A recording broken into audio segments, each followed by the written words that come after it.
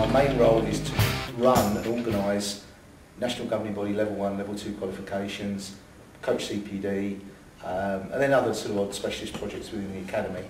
That's what I do by day. By night, I'm sometimes in the morning, a swimming coach. I'm a level 4 swimming coach, coached at international level. A number of people compete at national level at the moment, and I suppose that's my main passion in sport is swimming.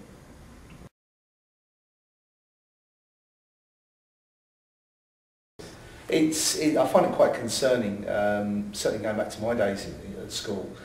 Sport was much higher on the agenda than it is now, despite the various interventions that are going on. It also concerns me within local government authorities with the emphasis now on making money out of sports facilities rather than actually promoting usage. Our usage tends to be driven sort of bottom up rather than top down. So it tends to be sort of very much the leisure social person just getting in having a paddle, for instance, in swimming pools, and almost effectively having a bath rather than people actually getting in and moving and actually doing something a bit more meaningful.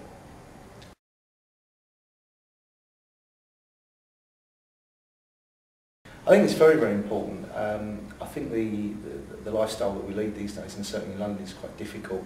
Finding healthy options is difficult. Finding good food, vegetables, fruit, your 5 a day and so on, is quite difficult. If you go most of the places around here, you'll find it's something in chips or whatever. Getting vegetables is almost impossible.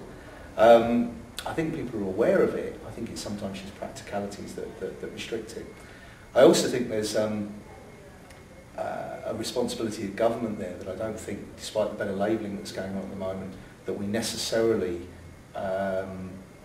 label things effectively. I think there's a lot of ignorance around that in the way things are labelled, the way people understand the labelling. I certainly don't think that helps at all.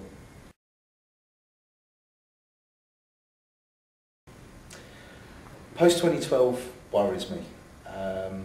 I think the way we are at the moment, we've got the Olympics. I think realistically we got it by default. I think we bid. I think there was a government support for that, which I don't think was fully supported. I think the French lost it rather than we won it. I think it took everybody by surprise.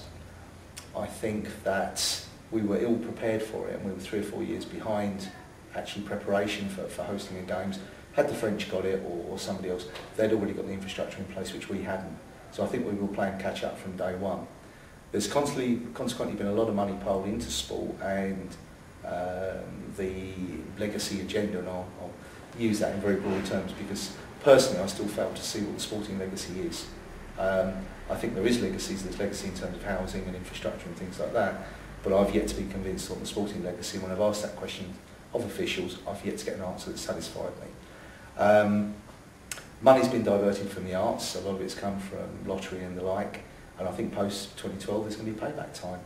I think realistically, whoever's in power post-2012 is going to look at it and say, okay, there's an agenda there, we're now doing the healthy fitness thing to an extent, and I think they're paying lip service to it.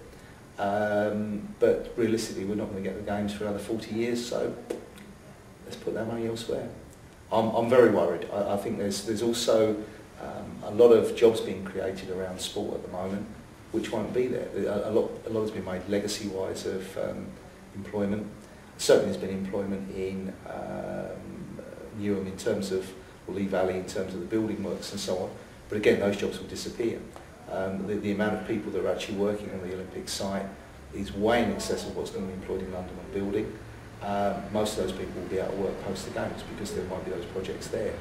In terms of sport, there's a lot of positions being created which are short-term contract, and we've seen it in previous games that people either move on to the next one and take their experience with them, or it falls back, and certainly that's been seen in Spain and various other, Australia and various other countries. So yeah, I'm concerned post-2012. I think clubs, athletes, organisations that set themselves up over the next couple of years and take the advantage of the money that's there to be able to stand on their own 2 feet, I think will do very well post-2012 in Britain. Whether they do very well worldwide is another story. I think that will, time will tell on that one.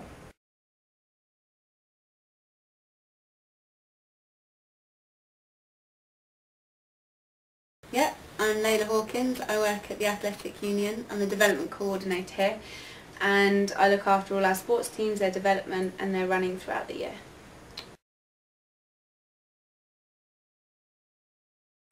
I've always been involved in sport myself. I went into the development side of it when I was 18 with my own business, and obviously running all the way through to now when I'm actually working at Southbank. Recently my main focus within my job has obviously been looking at the development of our current sport teams, how they can improve retention, increase participation, being a bit more diverse, certainly at this sort of university with its demographic. But in terms of a personal interest, I've tried to look into the development of disabled sports, certainly wheelchair sports, which is loads of fun, in further education, higher education, to provide opportunities for our disabled athletes. Even health clubs like Virgin, etc. are interested in taking those sorts of programmes into their clubs, because kids aren't always that interested in sport. However, by reaching their goals, they go, actually I'm a bit faster, I'm a bit quicker, I might go and play tennis because there's a really fit girl in that group as well. So there was the getting people interested in sport by reaching their own personal goals before you try and force them into being encouraged into a sport.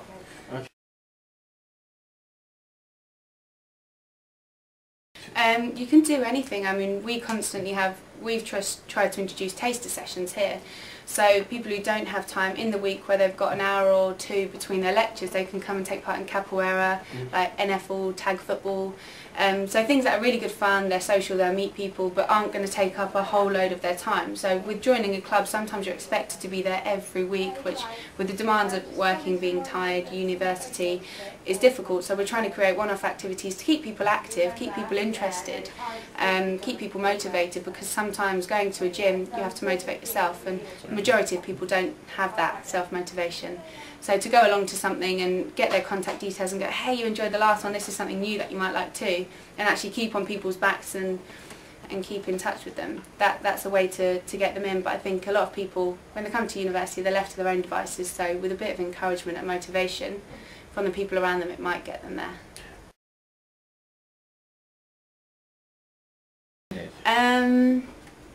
Fast food is generally cheaper than healthy food. I think that's the biggest thing. When people come to university, if you want to go and buy a nice salad, or even if you want to go and buy a corn on the cob, it's more expensive than a burger and chips. I think that's the reality of it, not because it actually tastes a hell of a lot better.